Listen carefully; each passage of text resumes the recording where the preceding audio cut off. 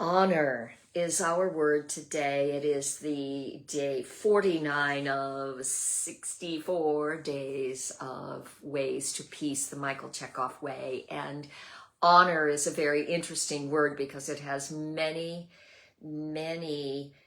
possible interpretations. So for some people, the word honor, it means to respect, to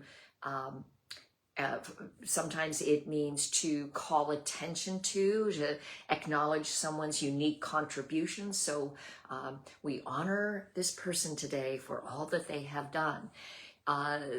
Biblically, we talk about honoring our elders, our parents, the gods, and in this regard, it's a different kind of honor, and it means to endow them with a kind of respect and praise. To praise, it kind of means to praise.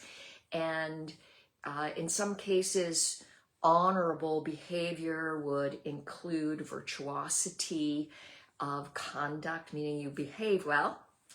And it would be suggesting that there's a kind of magnanimity or generosity and kindness, a kind of scorn of meanness. So someone who goes through the world with a sense of honoring those around them, honoring the environment, honoring their own needs, meaning paying attention to and respecting them. These are other ways that honor is present. And we can see here how a failure to honor your own needs, for example, could cause violence in your body, a violent reaction if you do not get sufficient rest, if you don't get sufficient food, if you try to engage in something when your brain is severely fogged from a fever or whatever it is. You fail to honor, and that failure can generate a violent response.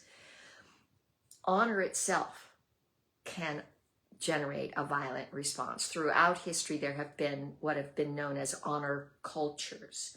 And these honor cultures take this sense of honor, and maybe you could even say they move it into pride. And if they take pride in how honored they are, and that means how they are beheld in their social culture as a good person adhering to the social mores of the time.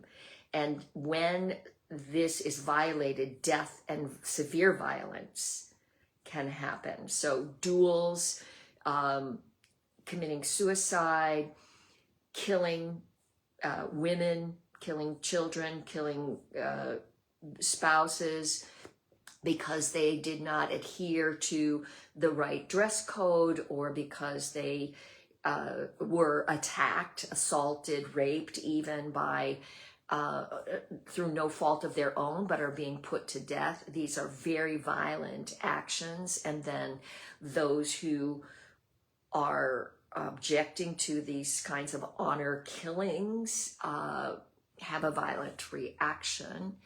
And this idea, mutilations to protect the honor of people, these kinds of behaviors have gone on for millennia and are still going on in parts of the world today. And there's a tendency in cultures where a loss of honor is an assault on the pride.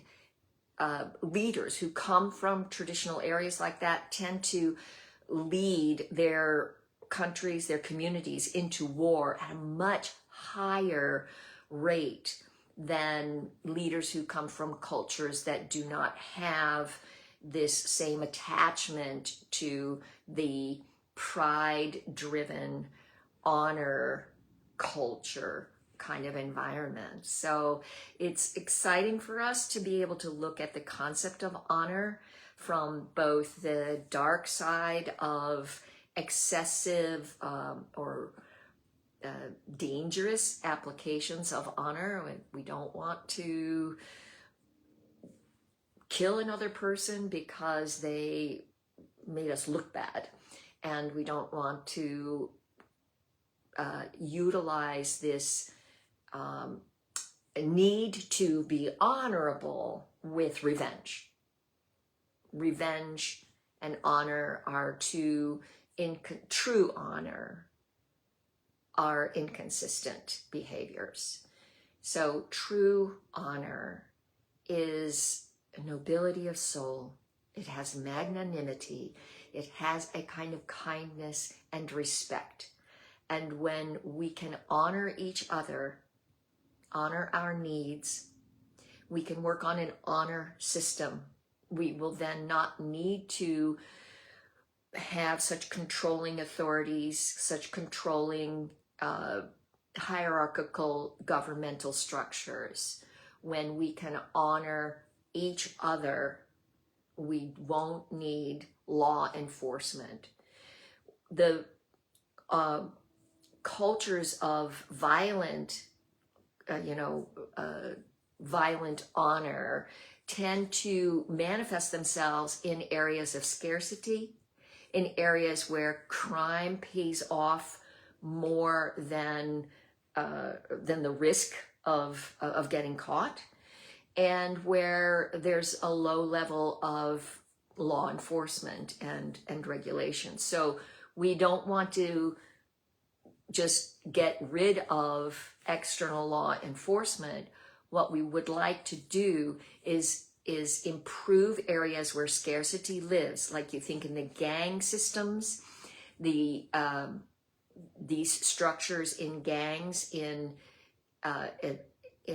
cults and various communities that thrive on honor, even the gang system of the fraternities and sororities thrives on honor, and has used to anyway thrive on violent behaviors with those people who were initiating into those systems. So gang systems always had a violent initiation process, and these come because those gang structures are appealing to those who are experiencing scarcity, those who feel they can benefit from illegal and immoral behavior more than by obeying the social constructs, and who are likely not to be called to account by outer enforcers. So often these these honor culture communities, such as gangs and things like that, often have their own internal policing system that is not a legal or governmental structure, but is based on the community's agreement to be part of and to be policed by an internal system, which is often violent. So honor,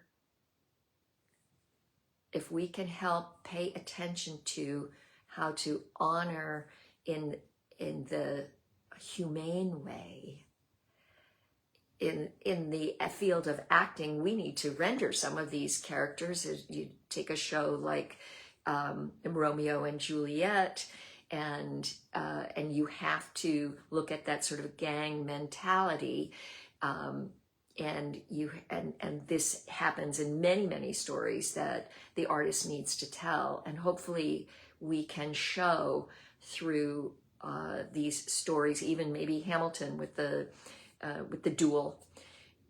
We can show that this kind of honor killing and these kinds of honor cultures are very violent. They never serve to solve the goal of helping humanity become more joyous, more creative, more productive, and a greater expression of the divine on a daily basis. So if we can honor ourselves and honor our humanity and our spiritual origins, and work to relieve revenge, work to respect, and work from this nobility and magnanimity and kindness, rather than out of our scarcity, our competitiveness and our pride.